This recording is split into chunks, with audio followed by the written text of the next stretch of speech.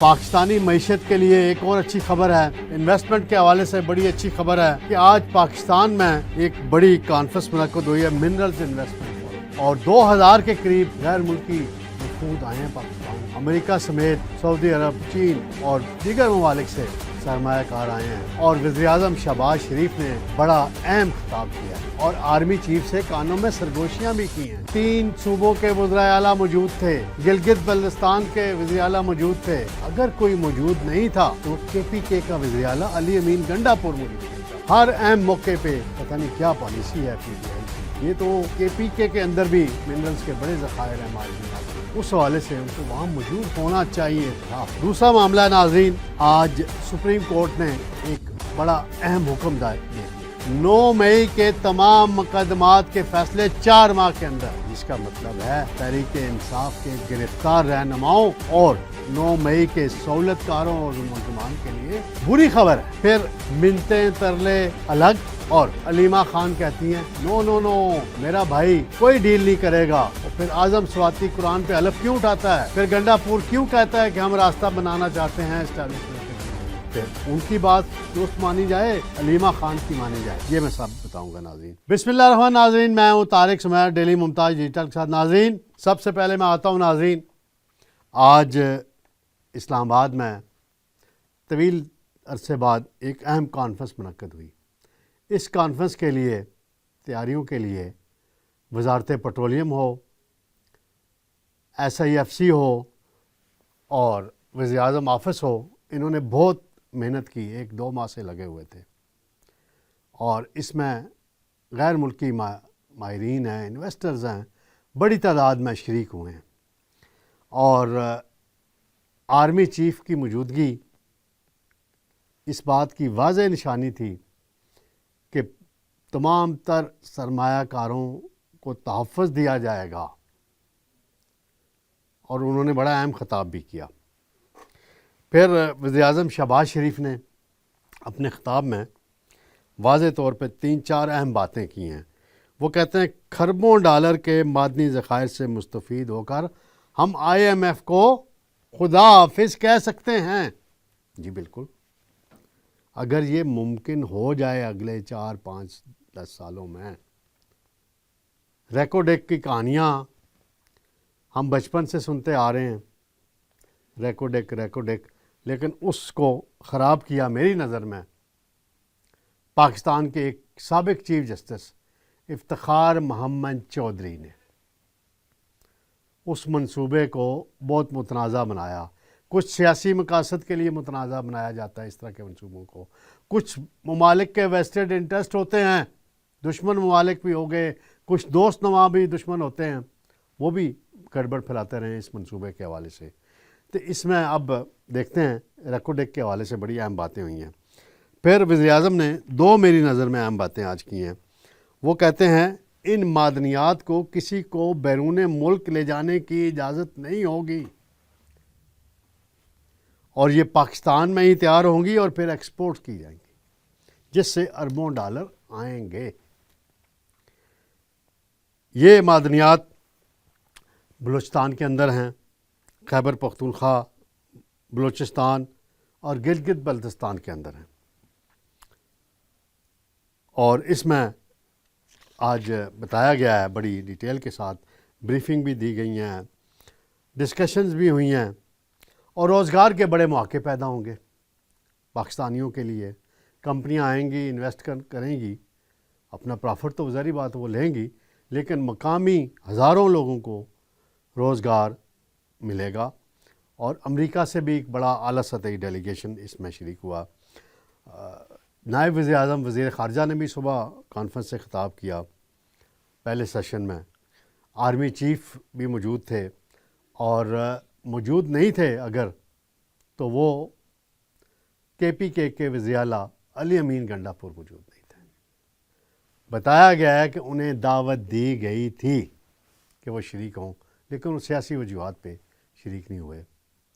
کیا اسٹیبلشمنٹ سے بند کمروں میں تو مل لیتے ہیں، تو وہاں بیٹھنے میں کیا حرج تھا؟ آپ کی نشست موجود تھی، وزیر اعلیٰ سندھ بھی موجود تھے مراد علی شاہ، بلوچستان والے سرفراز بگٹی بھی موجود تھے، پنجاب کی وزیر اعلیٰ مریم نواز موجود تھیں، گلگت کے وزیر اعلیٰ موجود تھے اور گورنرز موجود تھے اور باقی وزراء تو سارے فیڈرل منسٹر تو جوک در جوک موجود تھے سب، وہ کیونکہ حاضری بھی آج لگانی تھی نا کئی لوگوں نے اس حوالے سے، تو ہونا چاہیے تھا میری نظر میں گنڈا پور کو اپنا نقطۂ نظر وہاں بیٹھتے، انویسٹرز کو بتاتے، اپنے صوبے میں انویسٹرز کو لے کے جائیں. تو یہ سارا ماحول ایک بنایا گیا ہے. اس میں جو ریکوڈیک کے ایک کمپنی ہے جو وہاں کام کر رہی ہے، بیرک گولڈز کمپنی، اس کے چیف ایگزیکٹو نے بھی وہاں خطاب کیا، انہوں نے بھی بڑی اچھی باتیں کی. پھر وزیر تجارت نے بھی بریفنگ دی. تو بڑی خوشائند اس حوالے سے خبریں آئی ہیں. تو جب وہ معاہدے ایکسچینج ہو رہے تھے تو ڈائس پہ وزیر اعظم کے ساتھ آرمی چیف کھڑے تھے، ایک پھر ان کے ساتھ مراد علی شاہ اور ایک طرف مریم نواز، سرفراز بگٹی اور دیگر لوگ. تو اس دوران بھی سرگوشیاں ہو رہی تھیں. وزیر اعظم صاحب آرمی چیف کے کان میں کوئی بات کرتے تھے، وہ ان کے کان میں بات کرتے تھے. واللہ عالم کیا بات ہوئی، لیکن چہرے سے بڑے خوش نظر آ رہے تھے، بڑے ان کے تاثرات بہتر تھے. دوسرا معاملہ ہے ناظرین، سپریم کورٹ میں آج چیف جسٹس صاحب نے یا آفریدی صاحب نے ایک حکم جاری کیا ہے. ان کے بینچ میں سربراہی کیسوں کی سماعت ہوئی. وہاں انہوں نے کہا کہ انسداد دہشت گردی کی عدالتیں 9 مئی کے واقعات میں جو بھی کیسز دائر ہو چکے ہیں زیر سماعت ہیں، پہلے انہوں نے کہا 3 ماہ، پھر وقت دیا 4 ماہ میں فیصلہ کریں. اس پہ جو وکیل ہیں، ایک ختیجہ شاہ بڑی مشہور شخصیت ہیں، ایک آرمی چیف کی رشتہ دار تھیں، وہ بھی حملوں میں ملوث تھیں. پھر بعد میں کوئی گیم ڈال کے ان کی رہائی ہوئی اور باہر کی نیشنلٹی بھی تھی ان کے پاس. ان کے وکیل نے کہا کہ جی میری موکلہ جو ہیں ختیجہ شاہ کے بنیادی حقوق کو تحفظ نہیں مل رہا اور ان پہ بڑے مقدمات ہیں، تو لہٰذا آپ یہ حکم نہ دیں کہ مقدمات کے فیصلے نہ ہوں. پھر فیصل چودھری صاحب ہیں، وہ بھی پیش ہوئے. انہوں نے بھی کہا کہ جی میں دلائل دینا چاہتا ہوں. تو انہوں نے کہا آپ کس کی طرف سے پیش ہوئے ہیں؟ تو انہوں نے کہا میں فواد چودھری. تو انہوں نے کہا آپ کا تو کیس ہی مقرر نہیں ہے. بہرحال چیف جسٹس صاحب نے کہا کہ میں پشاور میں جب تھا ہائی کورٹ میں چیف جسٹس تھا، تو وہاں مشال خان ایک قتل کیس ہوا تھا بڑا مشہور، اس کا 3 ماہ کے اندر ٹرائل مکمل ہوا، اور یہاں پر کیوں نہیں ہو رہا؟ اور انسداد دہشت گردی کی عدالتیں اپنی پرفارمنس بہتر بنائیں اور 15 روز کے اندر رپورٹ جمع کرائیں.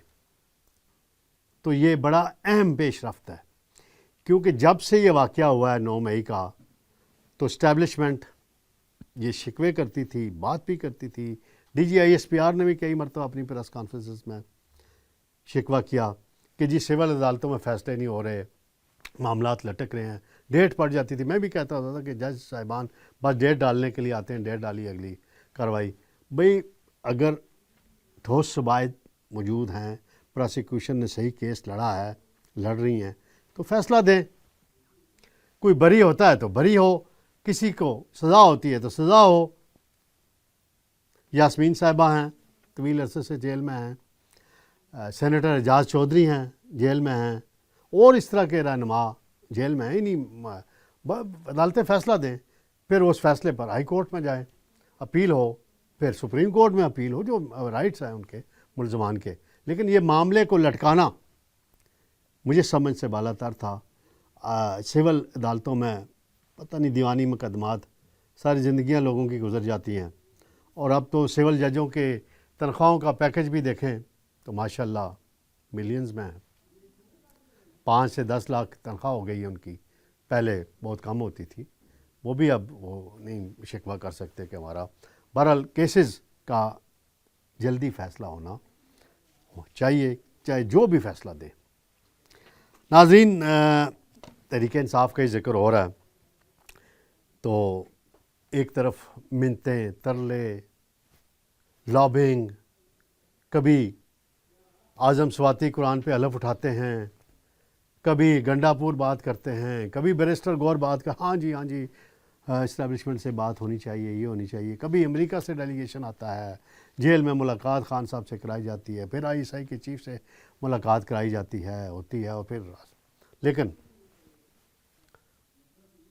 دوسری طرف علیمہ خان کہتی ہیں میرا بھائی ڈٹا ہوا ہے، وہ کوئی دباؤ قبول نہیں کر رہا، وہ کوئی پریشر میں نہیں آئے گا، وہ کوئی ڈیل نہیں کرے گا. اب سوال یہ پیدا ہوتا ہے کہ اعظم سواتی قرآن پہ حلف اٹھاتے ہیں، ان کی بات درست مانی جائے، یا علیمہ خان جو ہمشیرہ ہیں خان صاحب کی، ان کی بات درست مانی جائے. کیا کریں؟ اس کا فیصلہ میں تو نہیں کوئی کر سکتا حتمی طور پہ کہ کس کی بات درست ہے. گنڈا پور ایک ذمہ دار رہنما ہیں پی ٹی آئی کے، اور ان کی بھی اسٹیبلشمنٹ سے ٹھیک ٹھاک رابطے ہیں، اس میں کوئی شک نہیں ہے، وہ اس میں تو ڈکی چھپی بات نہیں ہے. تو یہ آج اب کہہ رہے ہیں کہ ڈیالہ جیل میں اب ملاقاتیں اب بھی نہیں ہونے دی جا رہی خان صاحب سے. نیاز اللہ نیازی ہیں، وکیل ہیں، انہیں بھی نہیں جانے دیا گیا. تو یہ ساری ایک دوسری طرف بیرسٹر گور صاحب صلح کرانے میں لگے ہوئے ہیں، عاطف خان کی، شہرام کی اور اسد قیصر کی. اسد قیصر صاحب لندن گئے ہوئے ہیں، اور اسد قیصر صاحب پر بڑا سنگین الزام لگایا گنڈا پور نے، سازشی قرار دیا. پتہ نہیں ہے یا نہیں، لیکن کمزوری ان کی پتہ نہیں ہے یا نہیں سیاسی طور پہ. وہ فی الحال تو ڈٹے ہوئے ہیں، کیونکہ مجھے یاد ہے جب ایک 9 مئی کے بعد سلسلہ ہوا تھا پارٹی چھوڑنے کا، تو پرویز خٹک صاحب نے پارٹی چھوڑی، اور یہ پرویز خٹک صاحب کے ساتھ بیٹھے. پرویز خٹک صاحب نے چھوٹا سا بیان دیا اور یہ اٹھ کر چلے گئے تھے، انہوں نے کوئی بات نہیں کی تھی، تو پارٹی کے ساتھ کھڑے رہے. بہرحال وہ اندرونی لڑائی ہے پی ٹی آئی کی، وہ پی ٹی آئی والے جانے، ان کا مسئلہ ہے، صلح ہوتی ہے نہیں ہوتی ہے. بیرسٹر گور صاحب کوشش کر رہے ہیں، وہ برج کا کردار ادا کر رہے ہیں، پل کا کردار ادا کر رہے ہیں. تو دیکھتے ہیں اس حوالے سے اب کیا ڈیولپمنٹ ہوتی ہے خان صاحب کے معاملات پہ. تو انشاءاللہ ناظرین، انشاءاللہ آپ سے دوبارہ ملاقات ہوگی. اللہ حافظ.